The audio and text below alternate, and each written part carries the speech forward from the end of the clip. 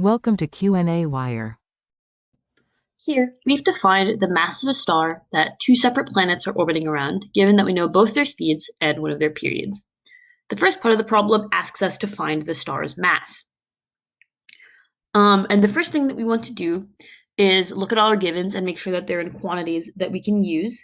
The first thing we notice is that our velocities are given in kilometers per second, which we want to rewrite in meters per second because that's the units that we always work with in physics. So that's just going to be 43.3 times 10 cubed meters per second. And the same thing here, we're just going to multiply by 10 cubed to get everything in terms of meters. Now, our period for our first planet is actually given in years.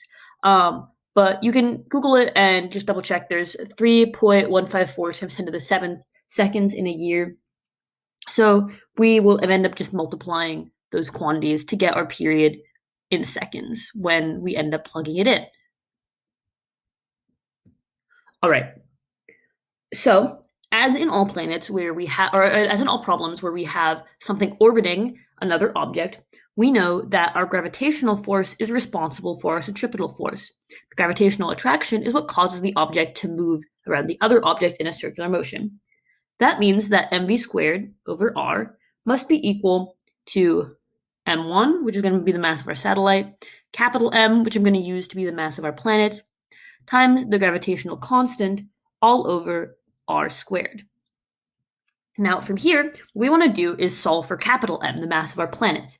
So we can rewrite this to be m equals r squared times v squared over rg, which just simplifies, of course, to rv squared over g. Now in this problem, we're given the velocity, but we're not given the radius. But since we're given the period, we can solve for that. We know that t is 2 pi over omega, which means that it is equal to 2 pi r over v. Thus, we can solve to get r in terms of quantities that we know, tv over 2 pi.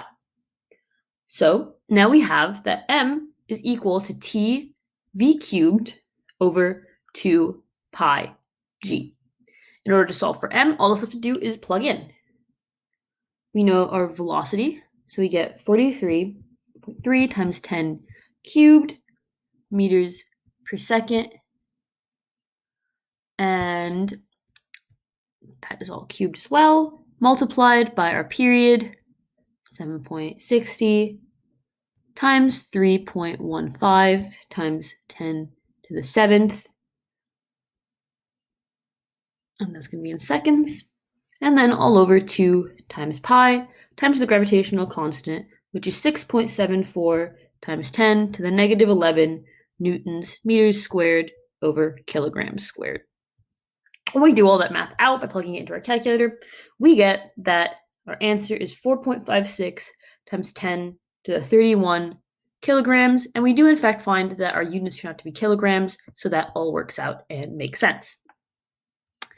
All right, so from there, we can move on to the second part of the problem. Here, we need to find the orbital period of our second planet in years. So we can use the equation that we had earlier, that our mass is equal to tv cubed over 2 pi g, since we just solved for our capital M. So we can rearrange to solve for t, which we find is equal to 2 pi g times m over v cubed. And we know our v because it's in our givens. We know our t. We're looking for our t, and we know our m. So when we plug in all our quantities that we found earlier, 2 pi times, I'm not going to write g out again because it's quite a long quantity, but you can find it earlier, and our m that we just found to be equal to 4.56 times 10 to the 31, all over our velocity, which we know is,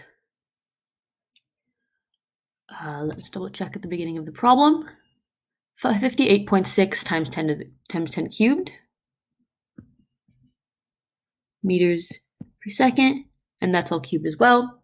And we find that the period of our second planet is 9.96 times 10 to the 7 seconds.